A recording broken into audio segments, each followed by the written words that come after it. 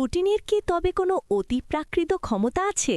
কেন সিসিটিভি ক্যামেরায় ধরা পড়ল না সেই রহস্যময়ী বৃদ্ধার চেহারা? এদিকে লাড্ডুর মন জয় করতে তটিনী কি তবে নিজের জীবন বাজি রেখে এক বিপজ্জনক খেলায় মেতেছে?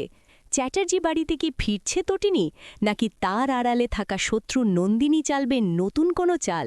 পরশুরাম আগামী পর্বের সব রোমহর্ষক খবর জানতে ভিডিওটি শেষ পর্যন্ত দেখুন। গত পর্বে আমরা দেখেছি হাসপাতালে লাড্ডু ও পিউকে বাঁচিয়ে সেই বৃদ্ধা জাদুকরীভাবে উধাও হয়ে গেছেন। আগামী পর্বে দেখা যাবে কর্ণ পাগলের মতো সেই বৃদ্ধাকে খুঁজতে থাকবে। তার সন্দেহ হবে কোনো সাধারণ মানুষ এভাবে সিসিটিভি ফাঁকি দিয়ে উধাও হতে পারে না। অন্যদিকে লাড্ডু বা কর্ণ চ্যাটার্জির মনের জেদ একদম ভেঙে যাবে। সে তার পরিবারের গুরুত্ব বুঝতে পারবে এবং সম্ভবত তটিনীকে সসম্মানে বাড়িতে ফিরিয়ে আনার দাবি জানাবে। কিন্তু আসল রহস্য লুকিয়ে আছে তটিনীর ছদ্মবেশীর আড়ালে। সে কিভাবে সিসিটিভি ক্যামেরার চোখ এড়িয়ে এই অপারেশন চালালো, সেটাই হবে আগামী পর্বের মূল আকর্ষণ। কাহিনীর বড় মোড় ও টুইস্ট। তটিনী কি সিসিটিভি ফুটেজ হ্যাক করেছিল, নাকি সে এমন কোনো পথ ব্যবহার করেছে যা ক্যামেরার রেঞ্জের বাইরে? লাড্ডু নিজে তটিনীর কাছে ক্ষমা চেয়ে তাকে বাড়িতে ফিরিয়ে আনার উদ্যোগ নিতে পারে, যা গল্পের মোড়কে 100 ডিগ্রি ঘুরিয়ে দেবে। বন্ধুরা, পরশুরাম আগামী পর্বগুলোতে আসতে চলেছে এক বিশাল ধামাকা। আপনারা কি খেয়াল করেছেন সিসিটিভিতে কেন বৃদ্ধাকে দেখা গেল না? আমার মনে হয় তটিনী আগে থেকেই হাসপাতালের টেকনিক্যাল রুমের কারো সাহায্য নিয়েছিল, অথবা সে কোনো ব্লাইন্ড স্পট ব্যবহার করেছে। কিন্তু সবচেয়ে বড় খবর হল লাড্ডুর পরিবর্তন। যে দাদু সারাক্ষণ খিটখিট করত, সে এখন পর্ণার অভাব হাড়ে হাড়ে টের পাচ্ছে।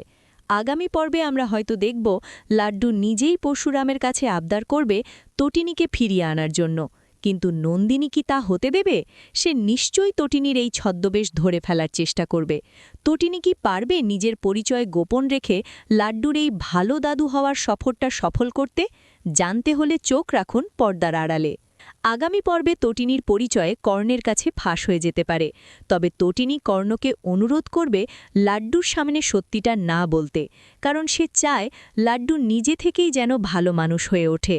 লাড্ডু তটিনীর খোঁজে বের হতে পারে এবং ঘটনাক্রমে পর্ণার সাথে তার দেখা হয়ে যেতে পারে, যেখানে সে পর্ণাকে জড়িয়ে ধরে ক্ষমা চাইবে।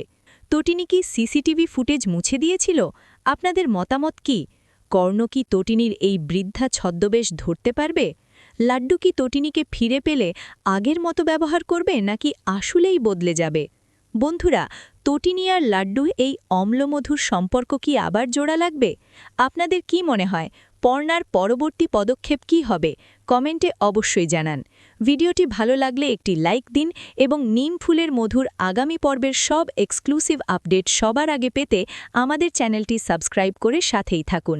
শেয়ার করুন আপনার সেই বন্ধুদের সাথে যারা এই সিরিয়ালটি দেখতে ভালোবাসেন। ধন্যবাদ।